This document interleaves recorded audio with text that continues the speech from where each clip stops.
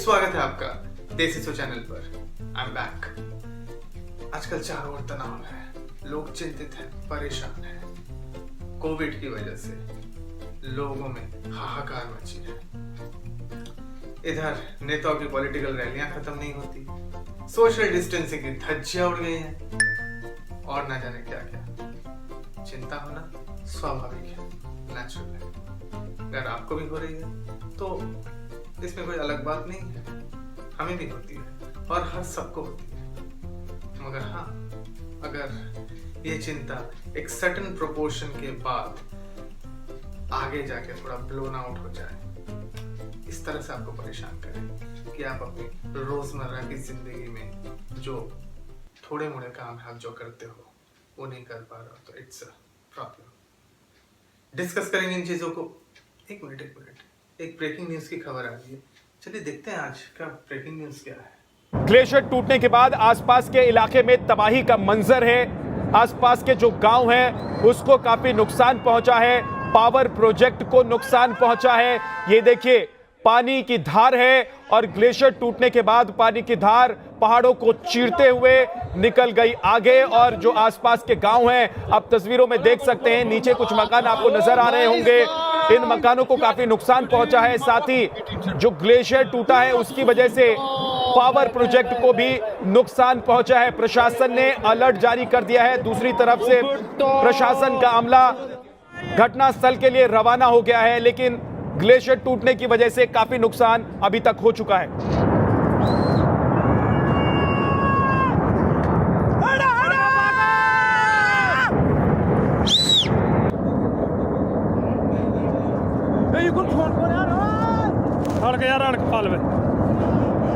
ये त्रासदी हुई थी कुछ महीने पहले। न जाने कितने गांव, कितने घर उजड़ गए।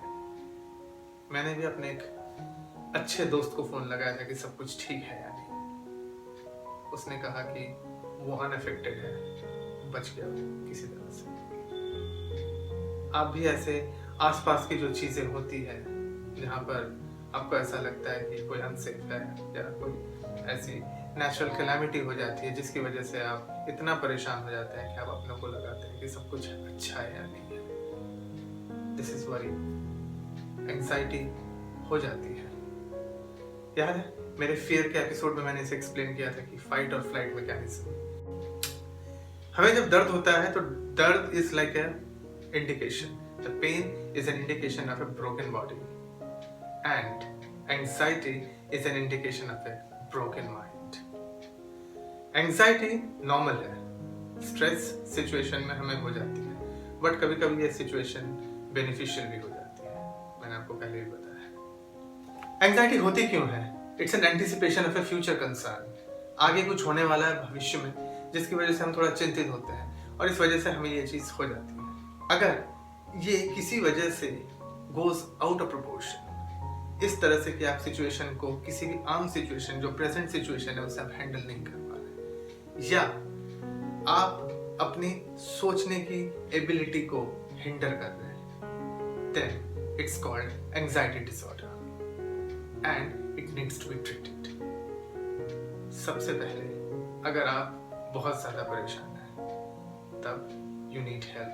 और हेल्प कैसे लें, क्या है इंडिकेशन, कैसे समझेंगे आपको एंजाइटी है? Stay tuned, हम देखेंगे इसे।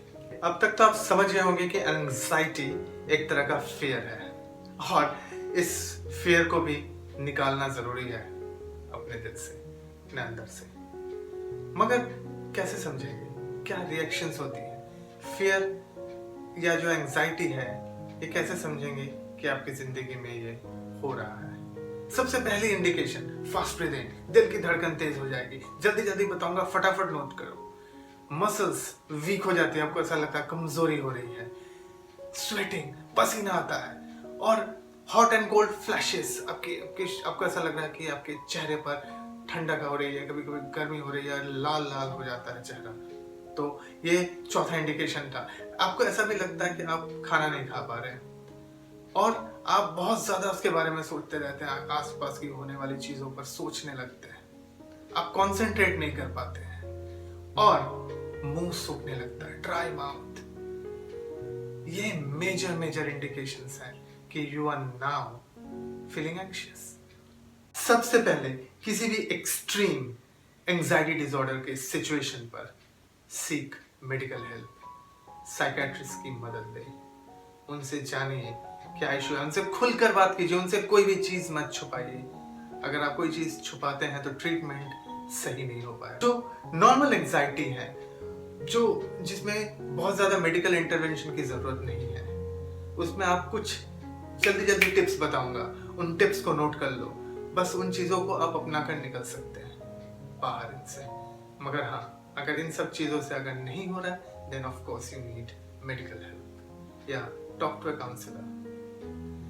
पहली बात, सबसे पहले जो चीज आप करेंगे वो है go for a long run.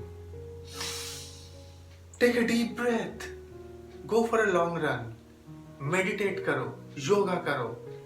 और ऐसा नहीं कि आप 5 मिनट करके निकल गए, आधा घंटा, कंसिडरेबल टाइम दो। किसी भी चीज को इफेक्ट लाने के लिए उसको टाइम देना पड़ता है, तो टाइम दो उसे। Second, declutter your personal space and your brain. अगर आपके दिमाग में 50 तरह की चीजें चल रही है, निकालो उन्हें, बाहर निकालो। 1, 2, 3, 4 चीजों पर कंसंट्रेट करो। अपने पर्सनल स्पेस को डिक्लटर करो।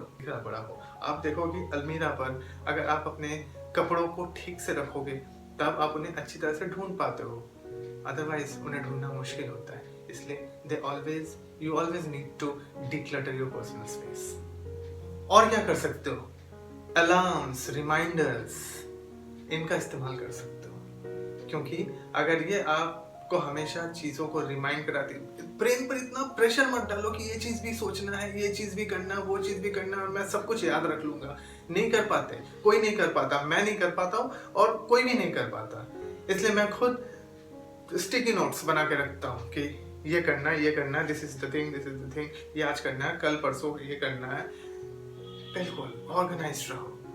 मेरा कहने का मतलब है बिल्कुल ऑर्गेनाइज्ड रहो। तीसरा क्या है? डाइट। थोड़ी डाइट में सुधार लाओ। फास्ट फूड खाना बाहर से बंद कर दो, तली हुई चीजें खाना बंद कर दो, क्योंकि तली हुई चीज खाओगे कल को परेशानी हो जाएगी, फिर उसके बारे में सोचोगे कि कैसे हो गया। तो एक तरह से ये ट्रिगर्स हैं जो आपको खुद से पहचानने हैं। जो मेरा चौथा पॉइंट है, अपने ट्रिगर्स जिसकी वजह से आपको एंजाइटी होती है, टेंशन होती है, स्ट्रेस आता है जिंदगी में, उनको पहचानो और उनको खुद ब खुद उनसे निकलो। खाओगे क्या, कैसे चेंज योर मतलब डाइट प्लान को कैसे आप चेंज करोगे, कौन कौन सी ऐसी चीजें हैं जो आप खाकर एटलीस्ट थोड़ा बहुत राहत महसूस कर सकते हो। वॉलनट्स, ड्राई फ्रूट्स यानी नट्स बहुत इंपॉर्टेंट होते हैं, और अगर आप इन चीजों को लेते हो तो इनमें फाइबर्स भी आते हैं। वॉलनट्स, और आप क्या क्या ले सकते हो? Sticks, black currants, broccolis, bell peppers, beans, potatoes, complex carbohydrate है, और इसके साथ साथ oranges, source of vitamin C, and melons. अगला सोल्यूशन है distract yourself by doing your favourite things.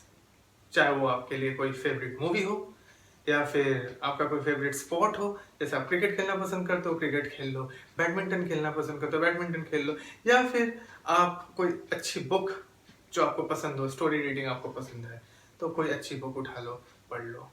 तो सबसे इंपॉर्टेंट पॉइंट है वो लास्ट में है, और वो है टॉक टू योर पेट्स। आपके घर में अगर कोई पालतू जानवर है, कोई पंछी, कोई बर्ड्स वगैरह, आप कुछ भी रखते हो अपने घर में जिसके साथ आप थोड़ा टाइम स्पेंड कर सकते हो, उनकी आवाज़ को इमिटेट करो। अगर आपके घर में डॉग्स है, कैट्स हैं जिनके साथ आप कुछ खेलते हो, तो ये बिल्कुल स्ट्रेस बस्टर्स है। आप डेफिनेटली आप ऐसा खुद महसूस करोगे कि आपको ये बहुत अच्छा लग रहा है। आपको ये एपिसोड कैसा लगा मुझे कमेंट बॉक्स में लिख कर बताना। कौन से सब्जेक्ट्स में और आप वीडियोस देखना चाहते हो ज़रूर बताना। और हाँ, आज का सीको फंडा ऑफ द वीक तो बहुत इंटरेस्टिंग है। ध्यान से सुनना। एज यूजुअल आज का सीखो फंड ऑफ द वीक भी मेरे अपने शायराना अंदाज में ही है, तो ध्यान से सुनना ये लतीफ़ा। मेरी कदर तुम्हें न थी और कभी होगी भी नहीं। मेरी कदर तुम्हें न थी और कभी होगी भी नहीं। तुम्हें दूर रखने की गुजारिश मैंने की है अभी। तुम्हें दूर रखने की गुजारिश मैंने की है अभी। काश तुम्हें इसी तरह से हर कोई समझ पाता। जी हाँ, काश तुम्हें इसी तरह से हर कोई समझ पाता। यूं लाखों के जहन में बसने की गुस्ताखी कैसे करता कोई। इसी उम्मीद के साथ मैं आपसे गुजारिश करता हूं कि ऐसे आजकल के टेंस्ड सिचुएशंस में खुद को बिजी रखिए, नेगेटिव न्यूज़ देखना बंद कीजिए और अपने आप को उन चीज़ों में बिजी रखिए जिसमें आपको पसंद आता हो, जो आप करने में रुचि रखते हो।